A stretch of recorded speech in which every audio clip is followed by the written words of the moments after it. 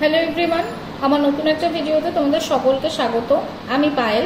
আজকে আমরা পঞ্চম শ্রেণীর পরিবেশ, খনিজ ও শক্তি সম্পদের 135 নম্বর পাতা থেকে আলোচনা শুরু করব।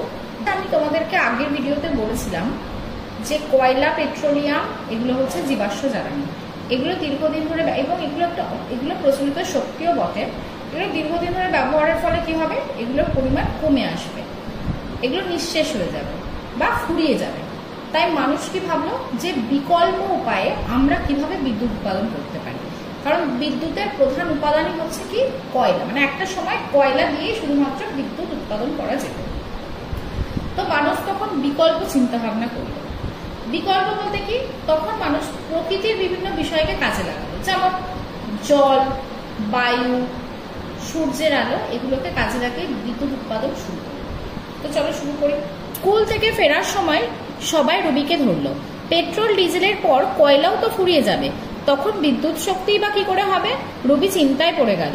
পরদিন ক্লাসে রবি জানতে চাইলো, স্যার বিদ্যুৎ দিয়ে এত কিছু হয়, আর বিদ্যুৎ শুধু হয় কয়লা দিয়ে? স্যার হেসে বললেন, কয়লা ছাড়াও বিদ্যুৎ হয়। বিদ্যুৎ কেন্দ্রে একটা মস্ত পাখার মতো দেখতে একটা যন্ত্র থাকে, এটাকে বলে টারবাইন। সেটা ঘোরাতে হয়। সেই জল ফুটিয়ে পাওয়া গরম বাষ্পের চাপে ঘোরাও, আর সবাই মিলে ঠেলে ঘোরাও। যে ঘোরাবে তার শক্তির একটা অংশ দিয়ে বিদ্যুতের শক্তি হয়ে আসে। অনেকেই ঠিক মতো বুঝতে পারলো না। তখন স্যার আবার বললেন, ডায়নামো লাগানো সাইকেল দেখেছো তো? অজিত বলল, বুঝেছি।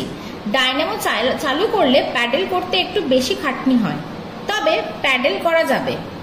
রুবি বলল, ডায়নামোতে একটা ছোট্ট বাল্ব জ্বলবে, জেনারেটরে বরং অনেক আলো জ্বলে। জেনারেটর কোথায় দেখেছো? যাত্রার সময়। হয়তো রাজা বিচার করছেন, এমন সময় লোডশেডিং হলো। দর্শকরা হৈ হৈ করে উঠলো। 2 মিনিটের মধ্যে আলো জ্বলে উঠলো জেনারেটরের আলো। আবার বিচার শুরু হলো। রুবির কথা শুনে সবাই খুব হাসলো। ওই জেনারেটর ডিজেলের শক্তিতে চলে। বিদ্যুৎ কেন্দ্রে আরো বড় পাখা ঘোরাতে হয়। আকাশ বলল, পাহাড়ি নদীর জলে তীব্র স্রোত, তার মুখে পাখাটা ধরতে পারলে খুব ভালো হতো। সেটাই করা হয়, তাকেই বলে জলবিদ্যুৎ তৈরি করা। তাহলে আজকে আমরা যেটা পড়ছি সেটা হচ্ছে জলবিদ্যুৎ। জলবিদ্যুৎ কিভাবে তৈরি করা হয়? পাহাড়ি অঞ্চলে যে খরস্রোতা নদী রয়েছে, এই যে তোমাদেরকে যখন আমি প্রথম নিত্যবহ নদী পড়িয়েছিলাম, তখন আমি তোমাদেরকে বলেছিলাম না যে পর্বতের মাথায় বরফ জমে, সেই বরফগুলো সূর্যের তাপে যখন নিচে নেমে আসে, পাহাড়টা কি হয়, অনেক ঢালু হয়। এবার পাহাড় থেকে যখন নিচে নেমে আসে তখন গতিবেগ স্বভাবতই বেশি থাকে। তো এই পাহাড়ি অঞ্চলে যে খরস্রোতা নদীগুলো থাকে, সেই নদীগুলোর গতির অভিমুখে টারবাইন ঘোরানো হয়। টারবাইনটা কি? টারবাইন হচ্ছে একটা পাখার মতো, একটা বড় মস্ত বড় পাখার মতো একটা যন্ত্র। সেই যন্ত্রটাকে ঘোরানো হয়, ঘুরিয়ে বিদ্যুৎ উৎপাদন করা হয়। তাহলে সেটাই হচ্ছে জলবিদ্যুৎ, মানে জলকে কাজে লাগিয়ে বিদ্যুৎ উৎপাদন হচ্ছে, সেই জন্য এটার নাম হচ্ছে জলবিদ্যুৎ। একটা জলবিদ্যুৎ কেন্দ্র আছে ভুটানের কাছে ঝালংয়ে। জল ঢাকা নদীর জলস্রোতের শক্তিতে চলে এটা। আয়ুব বলল, জলের স্রোতের তো আর শেষ হবে না। স্যারের উত্তর দিলেন না, শুধু হাসলেন আর বললেন, জল নিয়ে তো কত কথা হয়েছে, এবার নিজেরা ভাবো, আলোচনা করো। তাহলে মানুষ কেন বিকল্প শক্তির দিকে ভাবলো? তার কারণ হচ্ছে কয়লা, পেট্রোলিয়াম। মেনলি হচ্ছে কয়লা। কয়লা কি হয়ে যাবে, একসময় শেষ হয়ে যাবে। আর পেট্রোলিয়াম থেকে পেট্রোল, ডিজেল, কেরোসিন হচ্ছে, সেগুলো বিভিন্ন কাজে লাগছে, সেইগুলোও কিন্তু একটা সময় পর শেষ হয়ে যাবে। তখন মানুষ কি করলো, বিকল্প শক্তির দিকে ভাবলো, এবং এই বিকল্প শক্তিরই একটা হচ্ছে জলবিদ্যুৎ। জলবিদ্যুৎ কিন্তু প্রচলিত শক্তির মধ্যেই পড়ছে, কারণ বহু বছর ধরে এই জলবিদ্যুতের কাজ হচ্ছে। তাহলে জলবিদ্যুৎ কি? জলবিদ্যুৎ হচ্ছে পাহাড়ি অঞ্চলে যে খরস্রোতা নদী আছে, নদীর গতিপথে টারবাইন ঘুরিয়ে জলকে কাজে লাগিয়ে আমরা বিদ্যুৎ উৎপাদন করা হয়, এটাই হচ্ছে জলবিদ্যুৎ। জলবিদ্যুৎ কেন্দ্র কোথায় আছে? ভুটানের ঝালংয়ে আছে। কোন নদীর গতিপথের উপর বানানো হয়েছে? জলঢাকা নদীর গতিপথের উপর বানানো হয়েছে। আর একটা জিনিস এখানে ইম্পর্টেন্ট করলাম, সেটা হচ্ছে যাত্রার সময় যদি হঠাৎ করে লোডশেডিং হয়ে যায়, তখন কি চালানো হয় সেটা আমরা সকলেই জানি। আমাদের বাড়ি, আমাদের আশেপাশে যখন পুজো প্যান্ডেল হয়, দেখবে তোমরা সকলেই দেখে থাকবে, জেনারেটর দেখবে কারেন্ট হঠাৎ করে অফ হয়ে গেলে তখন কি হয়, জেনারেটর চালাতে হয়। এবার জেনারেটর যেই চালানো হয়, সঙ্গে সঙ্গে দেখবে আলো জ্বলে ওঠে, পাখা চলে ওঠে, সবকিছুই হয়। তাহলে এই জেনারেটর কিসের সাহায্যে চলে? জেনারেটর হচ্ছে ডিজেলের সাহায্যে চলে। এবার 136 পাতায় যেটা আমরা পড়বো, জলচক্র, ভীষণ ইম্পর্টেন্ট পরীক্ষার জন্য, খুব ভালো করে এটা বুঝবে। জলের স্রোত, সূর্যের তাপ। পৃথিবীতে সমস্ত শক্তির উৎসই হচ্ছে সূর্য। উদ্ভিদ খাদ্য তৈরি করছে কি কার সাহায্যে? সূর্যের মাধ্যমে। আমরা উদ্ভিদ দেহ থেকে খাদ্যরা শোষণ করছি। আমরা এই যে আমরা নিঃশ্বাস প্রশ্বাস চালাচ্ছি, সবটাই হচ্ছে মেন উৎসই হচ্ছে সূর্য, কারণ সূর্য না থাকলে উদ্ভিদ থাকতো না, উদ্ভিদ না থাকলে আমরা এই যে অক্সিজেন গ্রহণ করতে পারতাম না, কার্বন ডাইঅক্সাইড ছাড়তে পারতাম না, মানে এই সিস্টেমটাই চলতো না। পরদিন আকাশ বলল, জলের স্রোতটা কি করে তৈরি হচ্ছে বলতো? পরাগ বলল, সূর্যের তাপে বরফ গলে যাচ্ছে, তাই জল হচ্ছে। বরফ জমছে কেন? এটা তোমরা আগেই পড়ে এসছো নিত্যবহ নদী পড়ার সময়। কিরকম ভাবে বরফ জমছে? যে আমাদের যে ছোট ছোট পাহাড়, ছোট ছোট যে জলাশয় যে রয়েছে, নদী, পুকুর, সমুদ্রের জল সূর্যের তাপে বাষ্প হয়ে ওপরে উঠে যাচ্ছে। এবার ওপরে উঠে গিয়ে ঘনীভূত হয়ে কিছু মেঘ তৈরি করছে, কিছু পাহাড়ের মাথায় গিয়ে আরো ঠান্ডা হয়, যেহেতু পাহাড়ের মাথায় বা পর্বতের মাথায় আরো ঠান্ডা হয়, সেই জন্য ঠান্ডা হয়ে তারা কি করছে, সেটা তুষার আকারে জমা হচ্ছে। তারপর যখন আবার সূর্যের তাপে ওই তুষার বা বরফটা কি হচ্ছে, গলে জলে পরিণত হচ্ছে। এরকম ছোট ছোট কতগুলো ঝর্ণা মিলে নদী তৈরি হচ্ছে।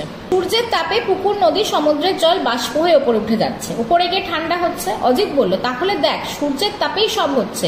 সূর্যের তাপ ছাড়া জল বাষ্প না হলে পর্বতে বরফ হতো না, আবার সূর্যের তাপ ছাড়া তা গলতও না।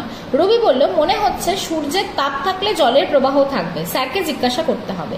ওদের কথা শুনে স্যার বললেন, তাহলে আয়ুব নিশ্চিত সূর্য থাকলে পর্বত থেকে নদী আসবে, জলের প্রবাহ থাকবে? আয়ুব বলল, আসলে কিন্তু শক্তিটা সূর্যই দিচ্ছে, সেই কারণে তোমাদেরকে আমি পড়ানোর শুরুতেই বললাম পৃথিবীতে সমস্ত শক্তির উৎসই হচ্ছে সূর্য, তবে একটু ঘুরপথে, জলের মাধ্যমে। এটাকে বলে জলচক্র। ছবি দেখে ভালো করে বুঝে নাও। দেখো একটা পাশে একটা ছবি রয়েছে, দেখো কি লেখা রয়েছে, ছোট জলাশয় ও নদী, সমুদ্র, সেখান থেকে অ্যারো দিয়ে লেখা রয়েছে জলীয় বাষ্প। জলীয় বাষ্প থেকে দেখো একটা অ্যারো দেওয়া আছে, যে লেখা রয়েছে পাহাড়ের মাথায় বরফ ও মেঘ। তারপরে দেখো আবার একটা অ্যারো দিয়ে লেখা রয়েছে পাহাড়ি, নদী ও বৃষ্টি। তারপর সেখান থেকে দেখো আবার অ্যারো দিয়ে ছোট জলাশয় বা নদী বা সমুদ্র। তার মানে ছোট জলাশয় থেকে দেখো শুরু হচ্ছে চক্রটা, আবার চক্রটা এসে মিশছে কোথায়, ছোট জলাশয়, নদী, সমুদ্র। কিরকম ব্যাপারটা ঘটছে? এই যে ছোট জলাশয়, নদী, সমুদ্রের জল সূর্যের তাপে বাষ্প হয়ে যাচ্ছে, দেখো জলীয় বাষ্প হচ্ছে। এবার জলীয় বাষ্প পাহাড়ের মাথায় উঠছে, উঠে কি হয়ে যাচ্ছে, বরফে পরিণত হচ্ছে, কিছু ঘনীভূত হয়ে মেঘে পরিণত হচ্ছে। মেঘ কি হচ্ছে, বৃষ্টি আকারে নেমে আসছে, নেমে এসে পুনরায় জলাশয়ে এসে মিশছে। আর পর্বতের মাথায় যদি বরফ জমছে, সেই বরফটা সূর্যের তাপে গলে গিয়ে পাহাড়ি নদীতে পরিণত হচ্ছে, এবং পাহাড়ি নদীটা পুনরায় আবার জলাশয়ে এসে মিশছে বা নদীতে বা সমুদ্রে এসে মিশছে। তার মানে যেখান থেকে শুরু হচ্ছিল সেখানেই গিয়ে চক্রটা শেষ হচ্ছে, সেই জন্য এটাকে বলা হয় জলচক্র। তোমাদের পরীক্ষার জন্য ভীষণ ইম্পর্টেন্ট, এবং পরীক্ষায় যদি জলচক্র আসে তাহলে যেমন আমাদের লিখতে হবে ঠিক সেরকম ভাবে আমাদের এই জলচক্রের ছবিটাও আঁকতে হবে। সবাই ছবিটা দেখলো, জল বাষ্প হচ্ছে, আবার বরফ গলে জল হচ্ছে। সবাই বুঝলো সূর্য আমাদের কত দরকারি। খানিক পরে আয়ুব বলল, সূর্যের শক্তি সরাসরি কাজে লাগানো যায় না? রোজ কত কাজে লাগাও, কাপড় কেচে দেখবে আমরা রোদে শুকোতে দিই, আমরা রোদে নিজেরা রোদ পোয়াই, আমরা রোদে বিভিন্ন কাজকর্ম করি, সেগুলোকেই দেখো এখানে লেখা রয়েছে, ধান শুকোই, আরো কত কি করো। সবাই আরো অনেক কিছু বলতে শুরু করলো। স্নানের জল, যেমন শীতকালে আমরা যেমন স্নানের জল গরম করি, রোদ পোহানো, কোথায় কি আছে তা দেখা। আয়ুব বলল, সূর্যের আলো দিয়ে বিদ্যুৎ করা যায় না? তাও করা যায়। সূর্যের আলো থেকে সোলার প্যানেলে ফেলে, যে সোলার প্যানেল কি দিয়ে তৈরি করা হয়, অর্ধ পরিবাহী পদার্থ সিলিকন, জার্মেনিয়াম দিয়ে তৈরি করা হয়, এবং এই সোলার প্যানেলের উপর সরাসরি সূর্যের আলো এসে পড়ে, সেখানে বিদ্যুৎটা স্টোর হয়। তারপর যখন রাতের অন্ধকার নেমে আসে তখন সেখানে বিদ্যুৎ সরবরাহ হয় সেখান থেকে।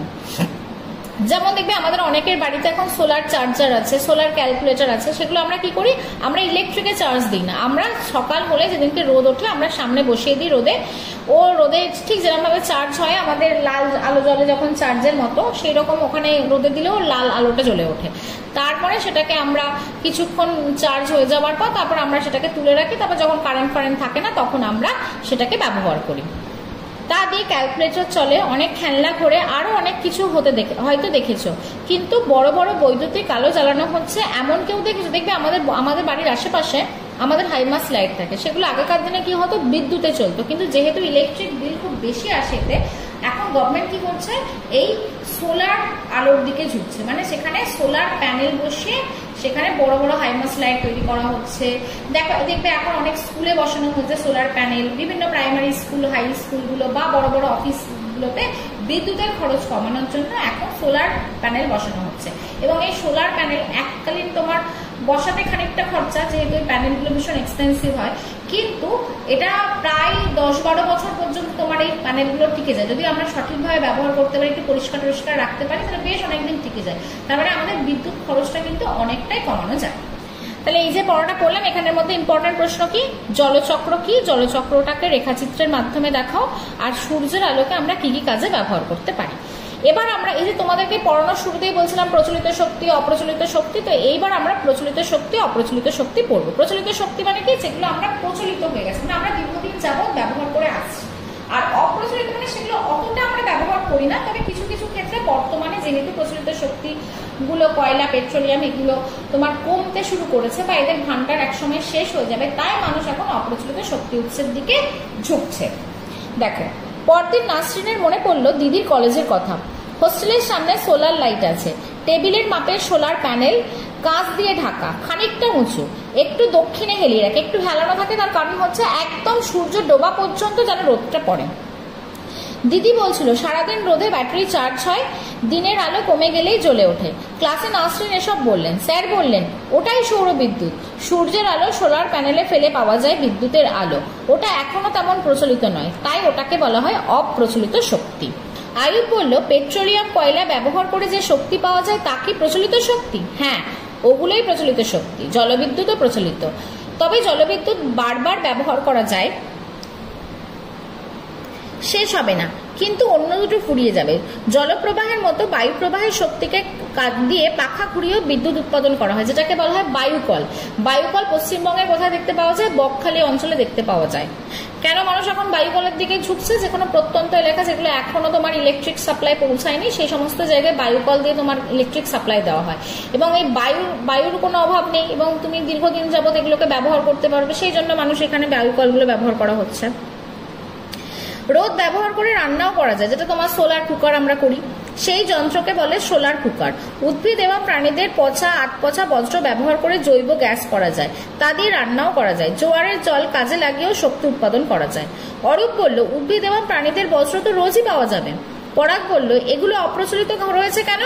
এগুলো শুরুতে একটু বেশি খরচ হয়। দেখবে যে কোনো অপ্রচলিত শক্তির এটাই হচ্ছে অসুবিধা, যে এগুলো ব্যবহারের ফলে কি হয়, আমাদের সময়টা বেশি লাগে এবং এগুলোর খরচও ভীষণ বেশি, এরা এক্সপেন্সিভ হয়, সেই কারণের জন্য মানুষ এগুলোকে এখনো সেইভাবে প্রচলিত করেনি।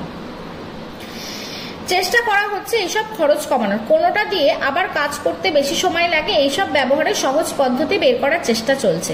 বুঝেছি, মানুষ একটু একটু করে সহজ পদ্ধতিগুলো আবিষ্কার করবে। তাহলে এখান থেকে আমাদের ইম্পর্টেন্ট প্রশ্ন কি, প্রচলিত শক্তি কি, কোনগুলো উদাহরণ দাও, অপ্রচলিত শক্তি কাকে বলে উদাহরণ দাও, তারপরে হচ্ছে সৌরশক্তিকে কাজে লাগে আমরা যে বিদ্যুৎ উৎপাদন হচ্ছে সেটাকে আমরা কি কি ভাবে ব্যবহার করতে পারি, সোলার কুকার কি কাজে লাগে, বায়ু প্রবাহের শক্তিকে কাজে লাগিয়ে আমরা কি উৎপন্ন করতে পারি, জৈব গ্যাস বা বায়োগ্যাস আমরা কি থেকে পাই, এগুলোই হচ্ছে এখানকার ইম্পর্টেন্ট প্রশ্ন। তো আমাদের পরিবেশ, খনিজ এবং শক্তি সম্পদ মোটামুটি শেষ হলো। আমি দুটো পার্টে তোমাদেরকে এই টোটাল অধ্যায়টা করলাম। এর আগের দিন একটা পার্ট দিয়েছিলাম, আজকে একটা পার্ট। তো তোমাদের ভিডিওটা কেমন লাগলো জানিও। যদি তোমাদের কোনো জায়গায় বুঝতে অসুবিধা হয়ে থাকে বা কোনো কিছু সমস্যা হয় সেটা আমাকে কমেন্ট করে জানিও। আর ভিডিওটা ভালো লাগলে অবশ্যই লাইক করে দিও, আর নতুন নতুন ভিডিও পেতে আমার চ্যানেলটাকে অবশ্যই সাবস্ক্রাইব করে দিও, কারণ তোমরা যত সাবস্ক্রাইব করবে তত আমি ভিডিও বানানোর উৎসাহ পাবো। থ্যাংক ইউ সকলকে। আজকের ভিডিও এই পর্যন্তই।